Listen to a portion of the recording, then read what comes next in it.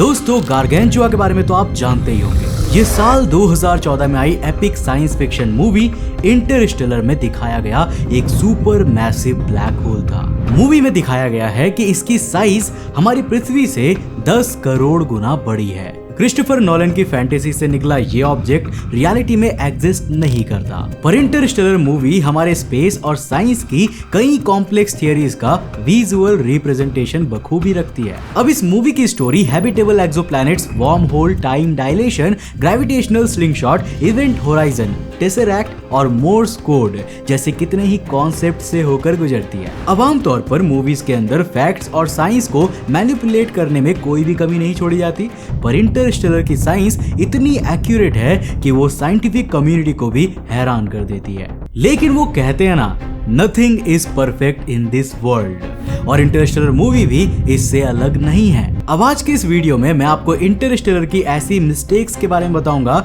जहां फिजिक्स को कतई गोली मार दी गई है और आइंस्टाइन की रिसर्च पेपर्स को कुछ ऐसे फाड़ दिया गया। दोस्तों मूवी में नासा के वैज्ञानिक एंड्योरेंस नाम का एक इंटरप्लैनेटरी स्पेसक्राफ्ट गार्गेंचुआ के पास मौजूद प्लैनेट्स पर भेजते हैं। अब इस स्पेसक्राफ्ट में कूपर, एमिलिया, डॉयल, रोमिली और केस और टार्स नाम के 2 रोबोट्स मौजूद थे। अब जब हम स्पेसक्राफ्ट की खिड़की के बाहर झांकते हैं तो हमें गार्गेंचुआ का नजारा कुछ ऐसा दिखाई देता है, लेकिन रियलिटी में उसे कुछ ऐसा नजर आना चाहिए था।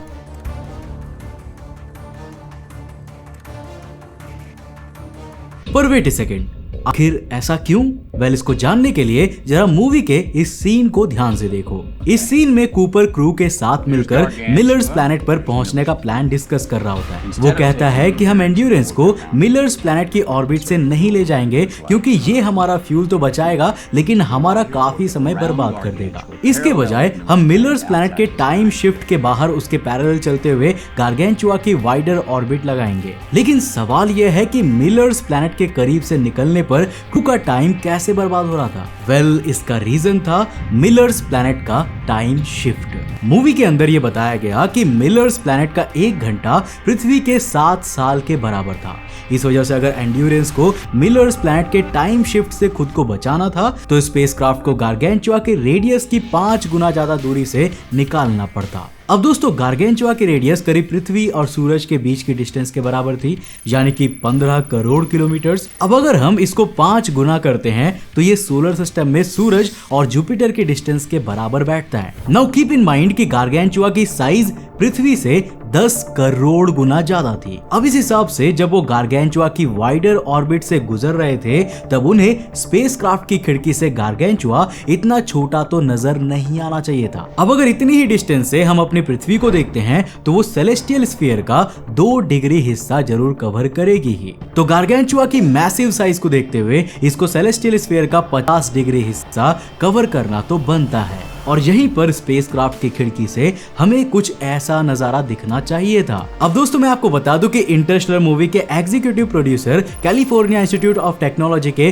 थ्योरेटिकल फिजिसिस्ट किप थॉर्न थे, जिन्होंने बाद में जाकर साल 2017 में फिजिक्स का नोबेल प्राइज भी जीता था। अब किप थॉर्न को मूवी के साथ इसीलिए जोड़ा गया था जिससे कि इसको जितना हो सके साइंस के करीब और सैलमोन भाई से दूर रखा जा सके। हालांकि क्रिस्टोफर नोलन ने किप थॉर्न को एक कंडीशन दी थी कि मिलर्स प्लैनेट का 1 घंटा पृथ्वी के 7 साल के बराबर ही होना चाहिए। अब आइंस्टाइन की फील्ड इक्वेशंस के अनुसार मिलर्स प्लैनेट पर इतना ज्यादा टाइम डायलेशन तभी पॉसिबल हो सकता था जब इस पर गार्गेंचुआ का ग्रेविटेशनल पुल बहुत ज्यादा लगे। और दोस्तों इसके लिए मिलर्स प्लैनेट और गार्गेंचुआ के बीच लीस्ट पॉसिबल डिस्टेंस होनी चाहिए थी, मतलब कि इतनी डिस्टेंस कि मिलर्स प्लैनेट गार्गेंचुआ को ऑर्बिट करता रहे लेकिन उसकी ग्रेविटी में फंसकर उसके अंदर ना समा जाए। अब दूसरी कंडीशन यह है कि इसके लिए गार्गेंचुआ की स्पिन भी बहुत फास्ट होनी चाहिए थी, और देखो बहुत फास्ट से मेरा मतलब है near to speed of light. पर अगर आप इंटरस्टेलर में दिखाए गए super massive black hole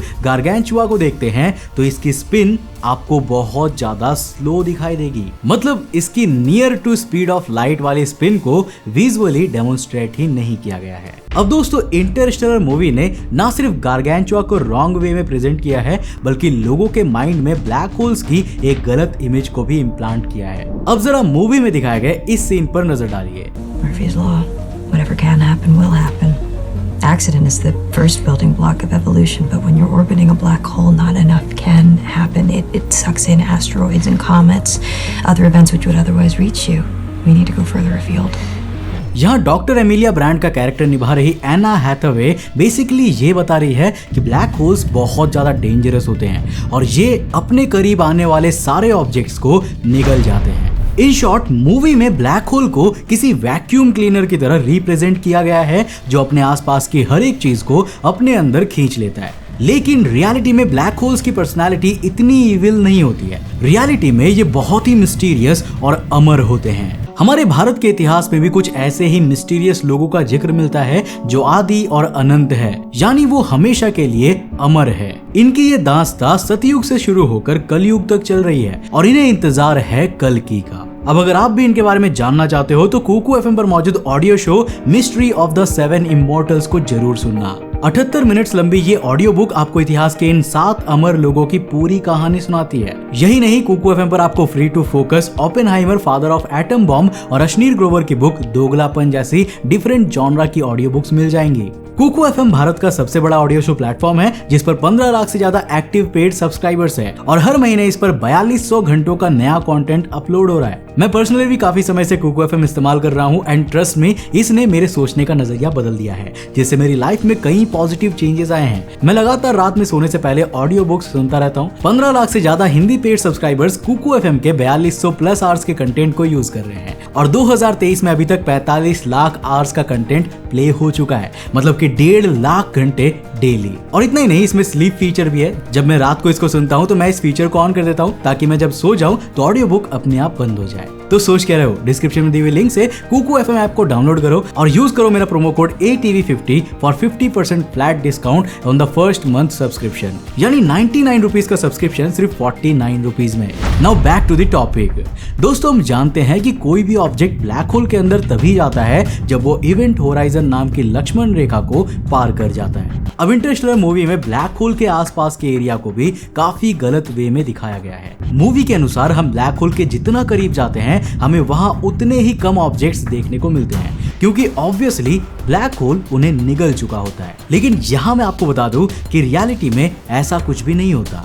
black holes के आसपास का एरिया बहुत ज्यादा पॉपुलेटेड होता है। अगर हम मिल्की वे के central supermassive black hole Sagittarius A star का एग्जांपल ले ले तो इसके अराउंड इतना ज्यादा मैटर है कि हम ब्लैक होल को ढंग से ऑब्जर्व भी नहीं कर पाते। वैज्ञानिक एस्टिमेट लगाते हैं कि ब्लैक होल के करीब वाले एरिया की मैटर डेंसिटी सोलर सिस्टम के आसपास से तो कई ज्यादा होनी चाहिए। देखो, ब्लैक होल्स के ग्रेविटेशनल पुल में फंसने वाले ऑब्जेक्ट्स रेयरली ही इसके अंदर जाते हैं और ज्यादातर ऑब्जेक्ट्स तो हमेशा के लिए सिर्फ इसका चक्कर ही लगाते रह जाते हैं। हालांकि ऐसा माना जाता है कि क्रिस्टोफर नॉलन ने एमिलिया ब्रांड का ये वाला सीन मूवी में डेलिबरेटली डाला था, जिससे कि लोगों को ये पता चल सके कि वैज्ञानिक भी हमेशा सही नहीं होते हैं। खैर, आगे बढ़ते हैं और बात करते हैं उस सीन की जब कूपर एंड्योरेंस के क्रू को न्यूट्रॉन स्टार के करीब से गुजरने के लिए कहता है। अब देखो, वो ऐसा करते तो नहीं है, लेकिन अगर ऐसा करते तो एंड्योरेंस और उसके क्रू की कहानी का दी एंड वहीं पर हो जाता। दरअसल यहाँ हमारे सामने दो सवाल है।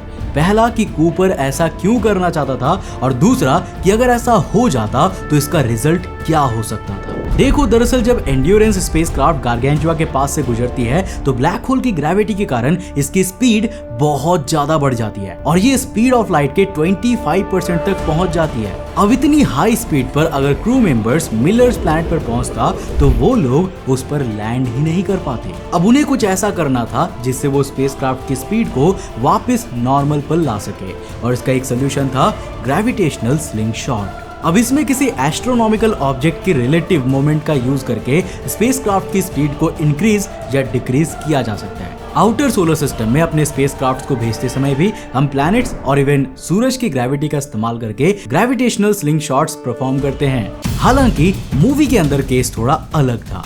यहाँ पर बात न्यूट्रॉन स्टार से ग्रेविटेशनल स्लिंगशॉट लेने की हो रही थी, जो यूनिवर्स का सेकंड मोस्ट पावरफुल ग्रेविटी वाला ऑब्जेक्ट होता है। 25% स्पीड ऑफ लाइट को वापस नॉर्मल पर लाने के लिए उन्हें न्यूट्रॉन स्टार के बेहद करीब से गुजरना पड़ता। अब अगर वो ऐसी कोशिशें भी करते तो एंड्योरेंस स्पेसक्राफ्ट के टुकड़े टुकड़े हो जाते और इंटरस्टेलर का एंड वहीं पर करना पड़ता। अब दोस्तों, last but not the least, इस मूवी की एक मिस्टेक गार्गेंचुआ के ओवरऑल अपीयरेंस में भी छिपी हुई है।